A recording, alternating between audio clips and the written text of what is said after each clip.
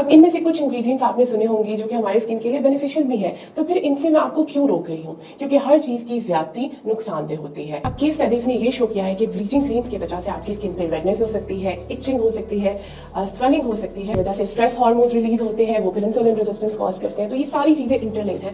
तो मेरा पॉइंट ये है कि पहले आप कॉज को आइडेंटिफाई करें। सबसे पहले तो आपने अपना बैरियर रिपेयर करना है। जो इंसल्टिंग एजेंट है, ब्लीच है या कोई भी एक्टिव है, उसको आपने रिमूव करना है। फिर आपने स्किन में हाइड्रेटिंग रूटीन को फॉलो करना है। हमने नोटिस किया है कि 92% अवाम जो ये वीडियोस देखती है वो नॉन सब्सक्राइब है हमारे चैनल को। तो आपसे एक हम्बल रिक्वेस्ट ये है कि इस चैनल को प्लीज़ सब्सक्राइब करें ताकि आपके लिए हम बेहतर से बेहतर कंटेंट बनाएं और बड़े से बड़े डॉक्टर्स को अपने प्लेटफॉर्म पे ला सकें। Thank you. अस्सलाम वालेकुम, मेरा नाम डॉक्टर ईमन है। मैं एक कंसल्टेंट डर्मेटोलॉजिस्ट और एस्थेटिक फिजिशियन हूँ। इसके साथ साथ मैं American board of aesthetic medicine and surgery की भी फ़ेलो हूँ। मैंने चौधरी रहमत अली हॉस्पिटल में एज अ कंसल्टेंट डर्मेटोलॉजिस्ट काम किया हुआ है और इस वक्त अगर आप मुझे विज़िट करना चाहें तो आप मेरे सेटअप वेलेंशिया हेल्थ क्लिनिक पे इन पर्सन कंसल्टेशन ले सकते हैं। और अगर आपने मरहम के थ्रू मेरे साथ कंसल्ट करना है तो दिए गए लिंक के ऊपर रब्ता करें। अक्सर लोगों को पिगमेंटेशन डेवलप हो जाती है डिफरेंट रीजंस की वजह से।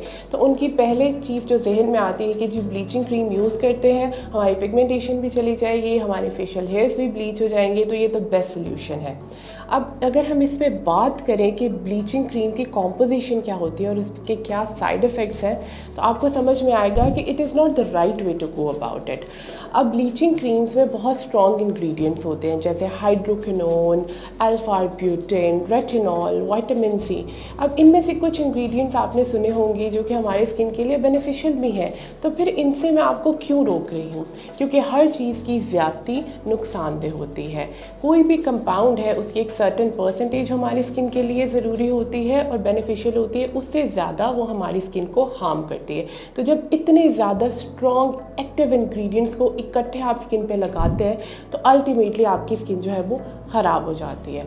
अब केस स्टडीज़ ने ये शो किया है कि ब्लीचिंग क्रीम्स की वजह से आपकी स्किन पे रेडनेस हो सकती है, इचिंग हो सकती है, स्वेलिंग हो सकती है और एक और चीज़ होती है एलर्जिक कॉन्टैक्ट डर्मेटाइटिस, कि किसी भी चीज़ ने आपकी स्किन को एलर्जी कॉज करवा दी है। उससे ना सिर्फ एट द सेम टाइम आपकी स्किन के ऊपर रिएक्शन होगा, डिलेड रिएक्शन भी हो सकता है जिसमें आपके हाइव्स बन सकते हैं और मल्टीपल अदर सिम्टम्स जो है वो आ सकते हैं।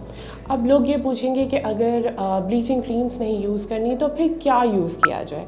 अब इसके लिए इम्पॉर्टेंट ये है कि हम कॉज को आइडेंटिफाई करें कि आपकी जो हाइपर पिगमेंटेशन है उसका रीज़न क्या है। हम सब लोग जानते हैं या कुछ लोग नहीं भी जानते, लेकिन पाकिस्तान में जो ज़्यादातर फीमेल्स हैं वो अनीमिक हैं, यानी उनके अंदर खून की कमी है और ज़्यादातर उसकी जो रीज़न है वो आयरन डेफिशिएंसी है। अब आयरन डेफिशिएंसी अनीमिया जो है वो आपकी मेलानिन प्रोडक्शन को डिस्टर्ब कर देता है और इंक्रीज प्रोडक्शन हो जाती है और मेलानिन वो कंपाउंड है जो आपकी स्किन को कलर देता है। अब जब उसकी प्रोडक्शन ज़्यादा होगी तो डेफिनेटली हाइपर पिगमेंटेशन भी होगी। एक और रीज़न होता है इंसुलिन रेजिस्टेंट, अगेन वो भी हमारी फीमेल्स में पाया जाता है जिनको PCOS होती है। बेसिकली इसकी जो सारी रीज़न है वो हमारे लाइफस्टाइल से भी लिंक्ड है। हम लोग रात को जागते हैं, उसकी वजह से स्ट्रेस हार्मोन्स रिलीज़ होते हैं, वो फिर इंसुलिन रेजिस्टेंस कॉज करते हैं। तो ये सारी चीज़ें इंटरलिंक्ड हैं। तो मेरा पॉइंट ये है कि पहले आप कॉज को आइडेंटिफाई करें।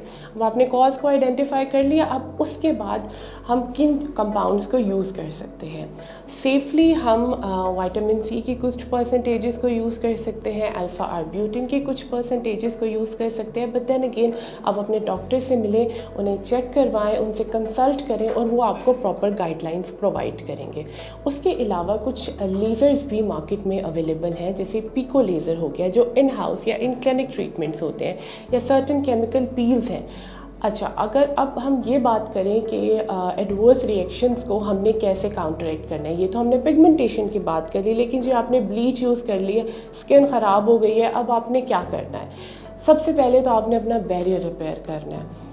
जो इंसल्टिंग एजेंट है, ब्लीच है या कोई भी एक्टिव है, उसको आपने रिमूव करना है। फिर आपने स्किन में हाइड्रेटिंग रूटीन को फॉलो करना है। एलोवेरा जेल इस्तेमाल करें, विटामिन B5 के डेरिवेटिव्स इस्तेमाल करें, skin Kameng, skin soothing agents होते हैं। और उसके बाद जब आपकी स्किन का बैरियर जो है रिपेयर हो जाता है, फिर आप अपने डर्मेटोलॉजिस्ट से कंसल्ट करें। वो आपके रिस्पेक्टिव डिजीज़ के अकॉर्डिंग या पिगमेंटेशन के अकॉर्डिंग आपको एक स्किन केयर प्लान जो है वो प्रोवाइड कर देंगे।